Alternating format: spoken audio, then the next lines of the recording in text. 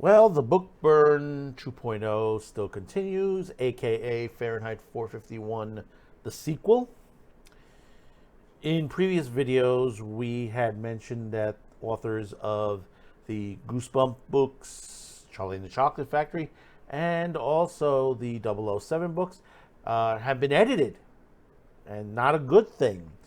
I've always said that, when you change something in a movie or a book or even in a painting, an art piece of artwork, you change the vision that the person put either on paper or on the screen or like it's on a painting.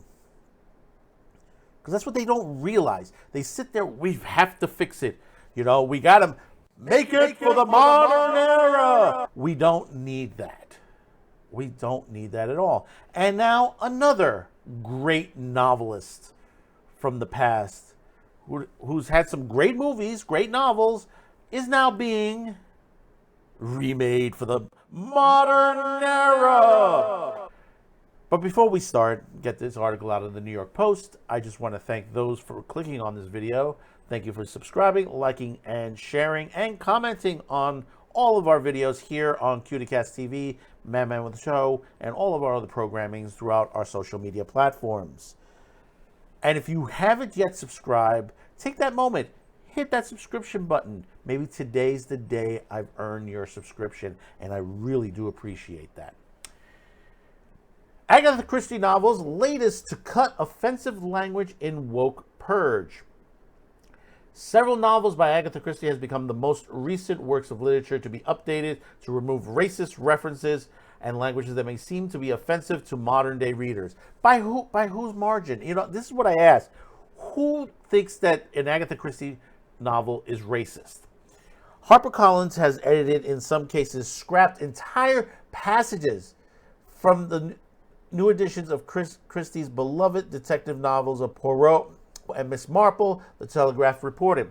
New edition scraps references to ethnicity, such as describing characters as black, Jewish, and Oriental.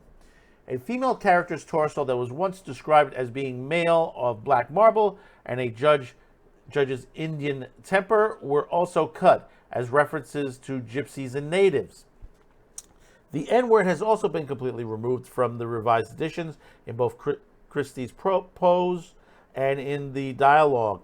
The changes come after several classic works of literature, including children's books by Ronald Dahl and Ian Fleming's James Bond novels, have recently been cleansed by sensitivity readers. See, the thing about it is, this is only a small group of people. This is a small group of people. 1% they don't give a shit about these books. HarperCollins also enlisted the help of sensitive readers to produce new editions of the entire Miss Marple series and selected Poirot novels, which were written between 1920 and 1976, the year of Christie's death. Some of the rework editions were released in 2020, though HarperCollins plans to release more in the future, according to The Telegraph.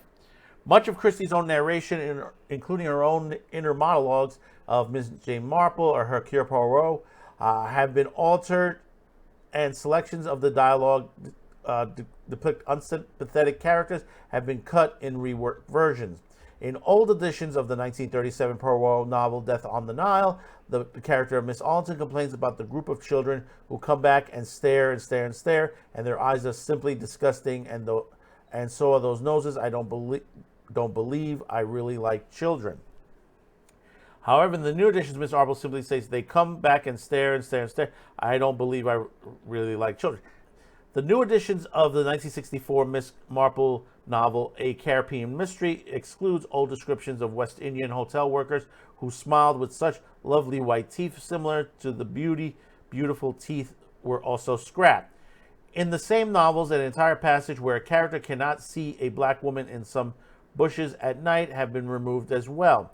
References in Christie's 1920 debut novel, The Mysterious Affair at Styles, to a character that is a Jew, of course, has been removed completely in the new editions of Poirot, makes no such comment. It's not the first time Christie's works have been revised to appease modern audiences. In her 1939 novel, And Then There Was None, was published up until 1977 under a different title, including a racist term.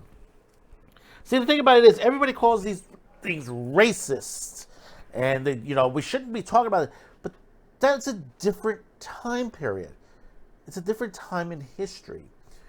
This is how people talk then. You can't change the history of how people depicted other people. Whether you call it racist or not racist or whatever, it was a depiction. Some of it was done of a general stereotyping certain characters as a description point. Listen, you got a mystery novel here. The important part of the mystery novel is how things are written. There are clues within the passages, if you understand where the clues are coming from.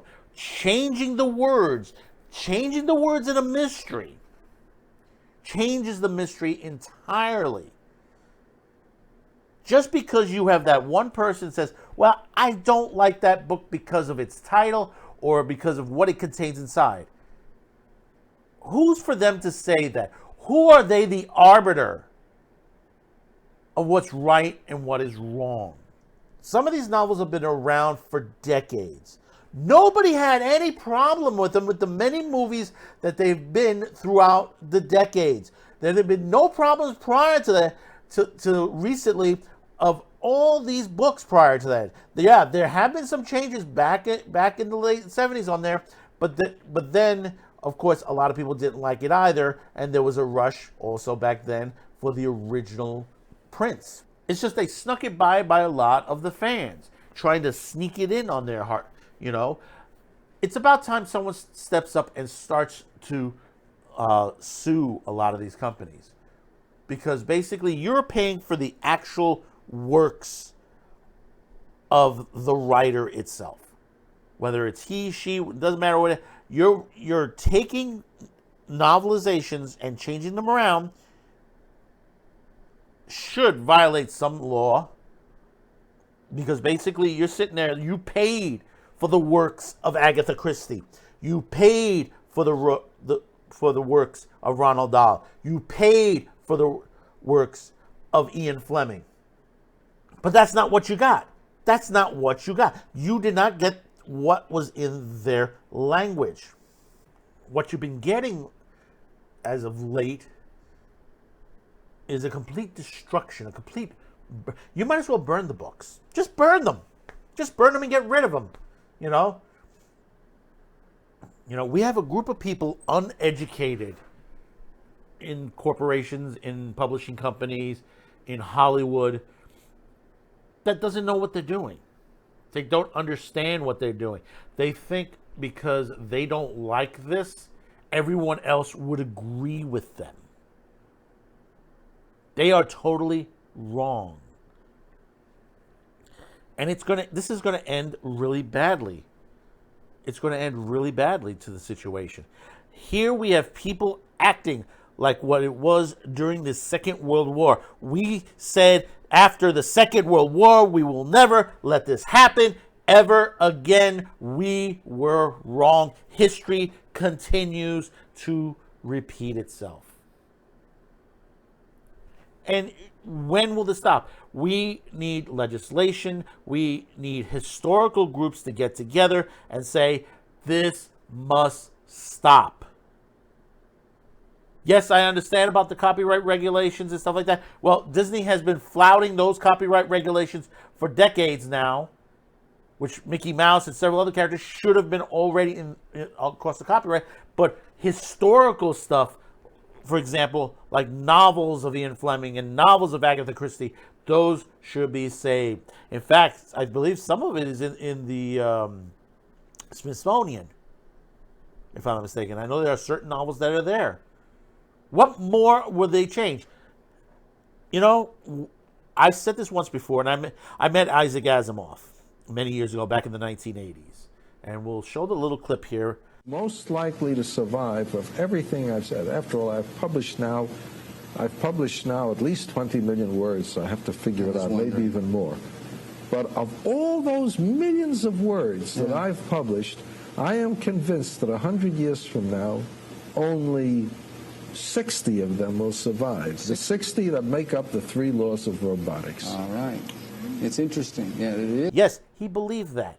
He believed years from after he's long gone, people will only remember those words. Only a few amount of words. They won't remember the whole entire novel of the Foundation series, which they've already changed that. Apple has already changed the Foundation series. They've made adjustments and changes to it. iRobot, the same situation. There were changes made to it. People will not remember those things. It's the same thing with Dune. The same thing with many other books that have been gone from novel to film. They said, well, we've done it to adjust it so people will understand. How do you know that? Have you tried? Do you know which are the better movies that have come out that have failed because they didn't put more emphasis into it? Are the ones that actually went closer to the novelizations. Total Recall, the second version of it was more closer because there was no Mars in the original novelization.